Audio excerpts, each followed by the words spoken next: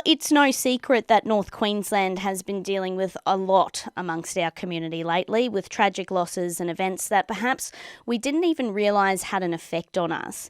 We all cope with things differently, of course, but it's important that we are aware of our own well-being. And here on ABC North Queensland's Mindful Monday, we're about to learn how connectedness can help both mentally and physically. Our resident psychologist, Dr. Jo Lukens, joins me now. Good morning, Dr. Jo. Oh, good morning, Jess. Now, first, Jo, we've been talking about passing something down to others. So, over the weekend, I was passing the steps of the nutbush down to others who didn't know the nutbush, actually, Dr. Jo. But have you ever passed anything down or had something passed down to you? Well, I'm surprised that there are people that don't know the nutbush, so I think you've done well to educate people into how to do that great dance that we all do at weddings and family functions, which probably leads nicely into our topic today. I think I've got lots of things that have been passed down through the years, but I was actually looking only this morning at a beautiful tea set that I have that my grandmother passed down to me. So Oh, lovely. that's really special to me. And interestingly, what I treasure most is the tea towels that were the tea set was wrapped in, because I knew that they were her tea towels and she wrapped them up for me. So Oh, that's very isn't it special. funny? The tea towels more so than the tea set. Oh, that's very special, Jo. We've all got something like that, I'm sure, in our house that we've had passed down to us. But getting into connectedness today, how is being connected helpful for our well-being?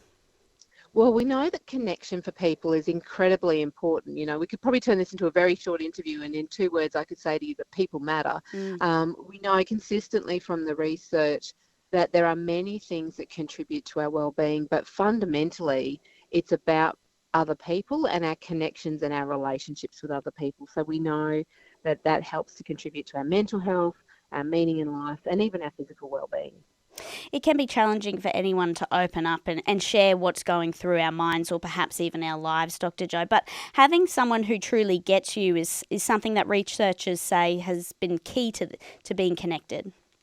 Yes, and that's what we call is that responsiveness. So we all know what it's like, don't we, when you're talking with someone, or if you really wanted to have a really important conversation with someone, who are the people that you reach out to? Because typically when you're with someone and you think, yeah, this person really gets me, they understand me, that's where you really feel that sense of connection, and you get those real benefits in both directions for both people, in terms of those relationships.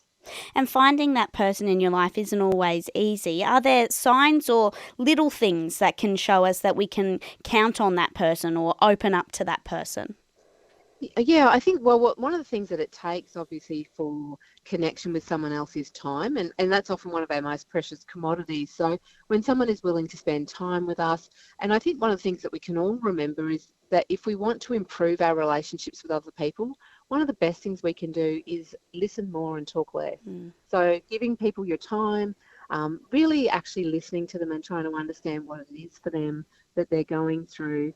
And when someone communicates their understanding to us, their acceptance, their care, all of those things we know are the things that contribute to helping us to feel understood and really cementing those relationships.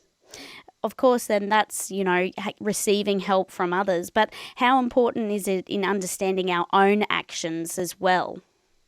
Yeah, so we do know it's important for us to understand what gives us those positive emotions, and it's not only in your mind. So this can happen when we do things with other people. It can do with our activities, and it might be events like going out and doing the nut bush. You really feel connected when you're doing something like that. So even though it's sort of a fun thing to do, but if you think about all the things that the nut bush brings us, it gives us some physical activity. We're listening to the music. Mm. We know that mood really makes a big difference. Mood is really strongly affected by music. So, and it's around that shared activity. So we know that there's things that we can all do in terms of focusing on ourselves, and it is also about having a good relationship with ourselves. And I guess what I mean by that is being kind to ourselves. And I often think that we really need to talk to ourselves the way we would kindly to a friend. And often you hear people, Dr. Jo, they say, this, I guess, term that it fills their cup when they're helping someone else or doing something a bit positive. Is that awareness of knowing what makes you feel good something we should all aim for?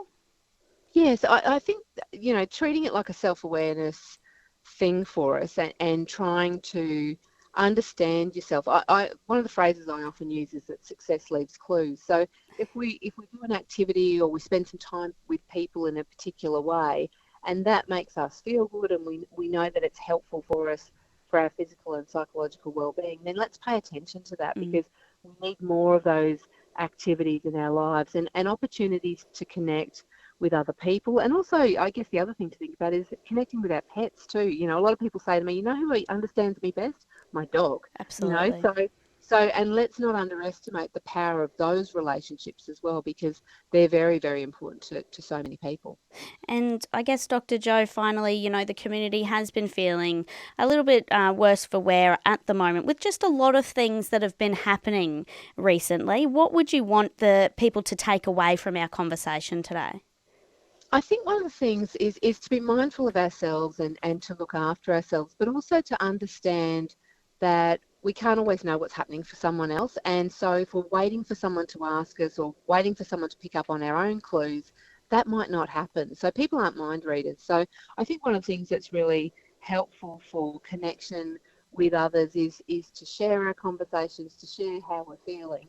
And I think that's something that we can all do um, with others. And what I would also say is, if you don't feel like you've got someone that you can connect with within your own personal circle, remember there are so many options available for us, from counsellors and helpers, and it might be a chaplain or whoever it is. There is someone out there who wants to connect with you, and I think it's important to remember that as well.